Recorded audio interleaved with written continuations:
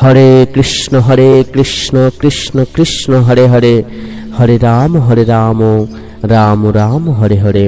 হরে কৃষ্ণ কৃষ্ণ কৃষ্ণ হরে হরে, হরে রাম রাম রাম হরে হরে। হরে কৃষ্ণ। প্রত্যেক কৃষ্ণ অনুরাগ ভক্তবৃন্দকে জানাই সুস্বাগতম। আপনার মেয়ে জামাইয়ের মঙ্গল কামনায়, আপনার সন্তানের মঙ্গল কামনায় এই একটি প্রার্থনা আজই ভগবানের শ্রীচরণে জানান। ভগবানের শ্রীচরণে আপনি যদি এই প্রার্থনা একবার করেন, তাহলে তার আশীর্বাদে আপনার পুত্র কন্যা জামাতা প্রত্যেকেই সুখে থাকবেন, শান্তিতে থাকবেন, তাদের মঙ্গল হবে, তাদের উন্নতি হবে, তাদের ভগবানের আশীর্বাদ লাভ হবে। আপনার পুণ্য ফলেই কিন্তু তারা মহাপুণ্য লাভ করবেন। প্রত্যেক ভক্তিমতী মায়েরা, প্রত্যেক পিতামাতাই চান তাদের সন্তান সন্ততি, তাদের পুত্র কন্যা জামাতা প্রত্যেকেই যেন ভালো থাকেন, সুখে থাকেন, শান্তিতে থাকেন। আর হিন্দু ধর্মানুসারে প্রত্যেক মায়েরাই কিন্তু ভগবানের কাছে কামনা করে থাকেন যেন তার সংসারে প্রত্যেকে ভালো থাকেন।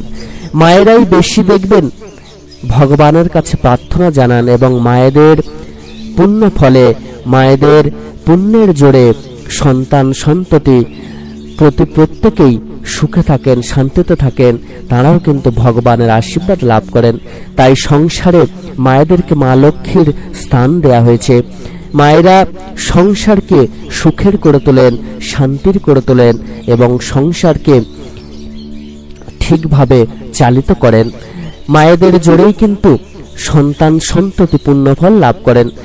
মায়েরাই কিন্তু ভগবানের সাধন ভজন বেশি করেন, আর মায়েদের পুণ্যফল কিন্তু বেশি লাভ হয়। আপনি যদি আপনার পুত্র কন্যা জামাতার মঙ্গল চান, তাহলে আজই এই প্রার্থনা অতি অবশ্যই ভগবানের শ্রীচরণে করুন। আমাদের প্রভু মঙ্গলময়, তিনি প্রত্যেকের মঙ্গল করেন।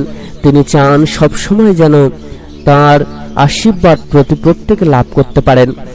তার কাছে যদি আমরা একটু ধরা দিই, তার কথা মেনে যদি আমরা একটু চলি, তাহলে কিন্তু তিনি আমাদেরকে সব উজাড় করে দেবেন, তার আশীর্বাদ আমরা লাভ করব।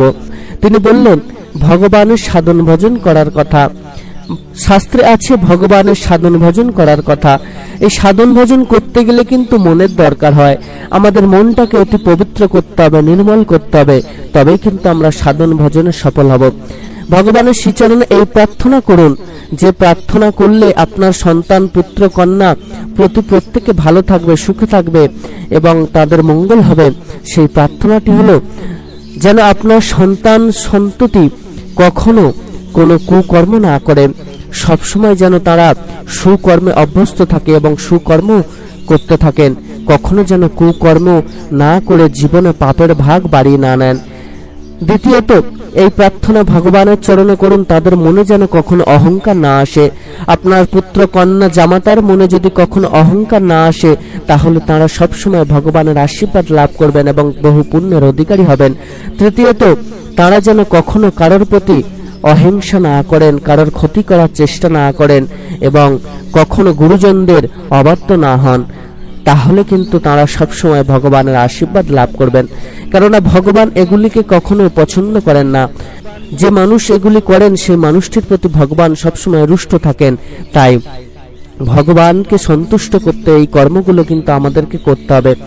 আর আপনি যদি এই প্রার্থনা ভগবানের শ্রীচরণে একবার করেন, তাহলে আপনার কর্মের জোরে, তাহলে আপনার প্রার্থনার জোরে ভগবান আপনার পুত্র কন্যা জামাতার সেই ক্ষমতা দেবেন, যে ক্ষমতা জোরে তারা সবসময় ভুলটিকে ধরতে পারবেন এবং সঠিক পথে চালিত হবেন।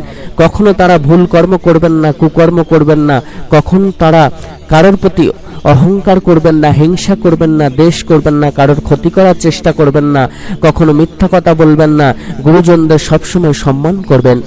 যখনই তারা এইভাবে চলতে পারবেন, তখনই কিন্তু তাদের প্রকৃত মঙ্গল সাধিত হবে এবং ভগবান তাদের আশীর্বাদ করবেন। আপনার পুণ্যফল জোরে তারাও পুণ্যফল লাভ করবেন। প্রত্যেক পিতামাতাই চান কিন্তু তাদের সন্তান সন্ততি যেন সুখে থাকেন, শান্তিতে থাকেন।